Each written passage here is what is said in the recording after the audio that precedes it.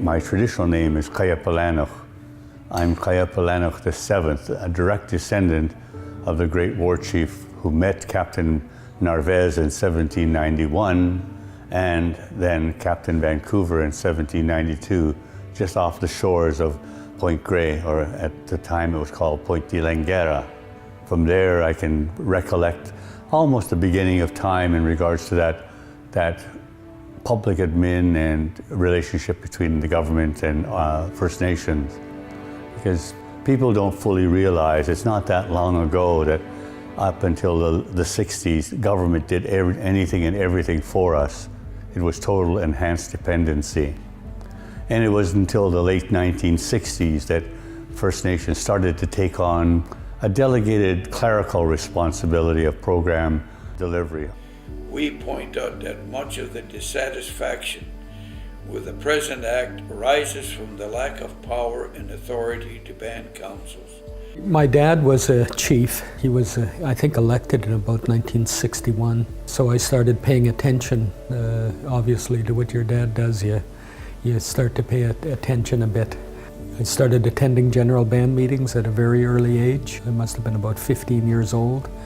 Particularly because we were discussing at that time the Trudeau white paper policy. I would attend the meetings, didn't understand all of the issues, but I understood that this was a turning point in our history. So that led ultimately to the formation of the Union of British Columbia Indian Chiefs right here on the Kamloops Reserve. And I attended that. I skipped out of school. I was 17 years old. Attended the meetings at what they now call Maugason Square Gardens, but back then it was just the gym.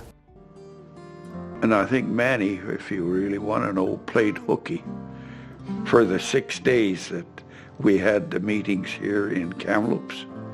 And I didn't know it. He didn't, of course, nobody told me. But anyway, I guess maybe that's why he liked taxation.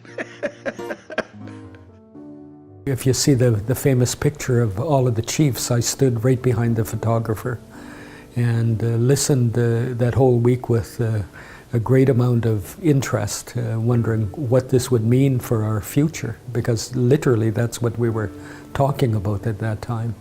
And so ultimately the chiefs voted to reject the white paper policy. 3 First Nations that I'm very familiar with, Seashell, Squamish, and Musqueam, got together and said, something's not right here, something's amiss.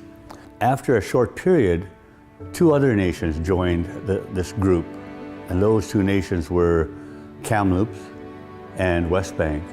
From there, they started to talk about the more serious policy issues that affected First Nations.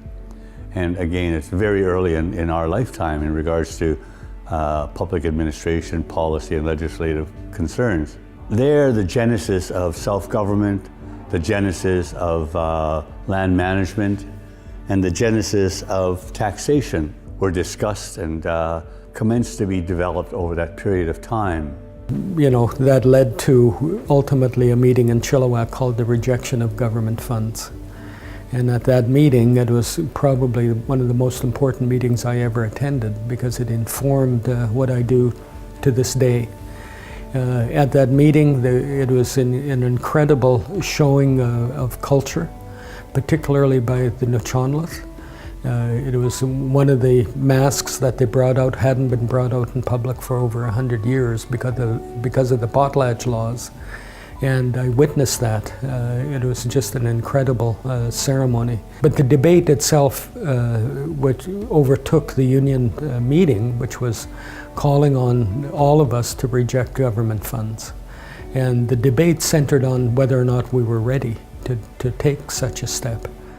The Thompson River District fully supports the motion, but instead of June the 1st, we're implementing our decision May the 1st.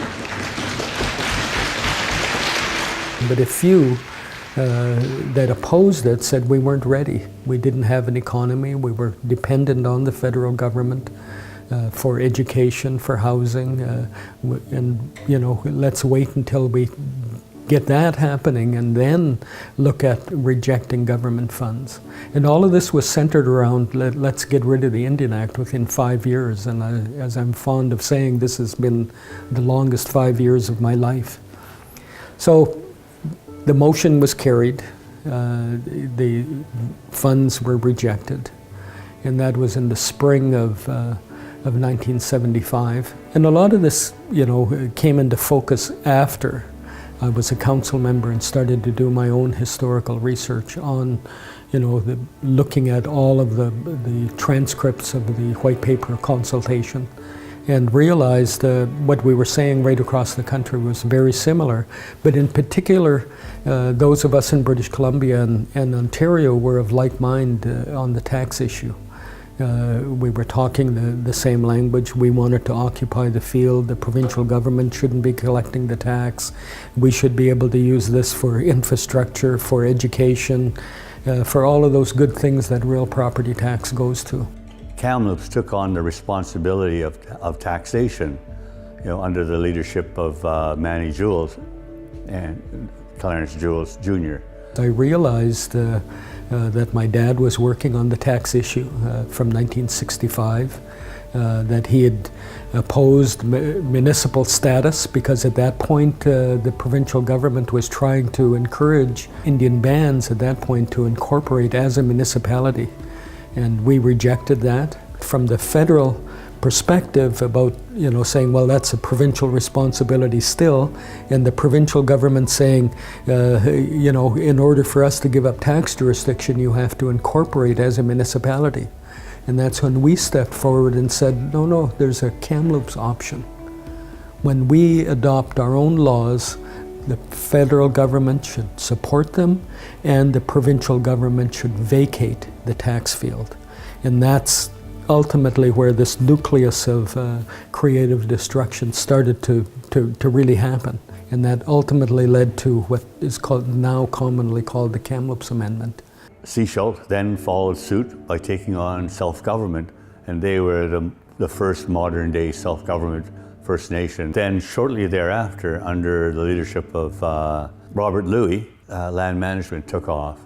And as a result of that, you have First Nations Land Management Act. As a result of all of this, you can look across the province of British Columbia in particular, that the result has proven to be a very successful endeavor. It strengthened us because we were able to have a common cause.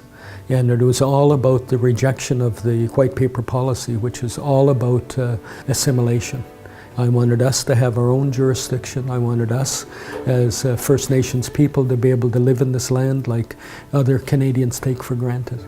He may be short in stature, but he was very tall in regards to delivering the taxation legislative piece.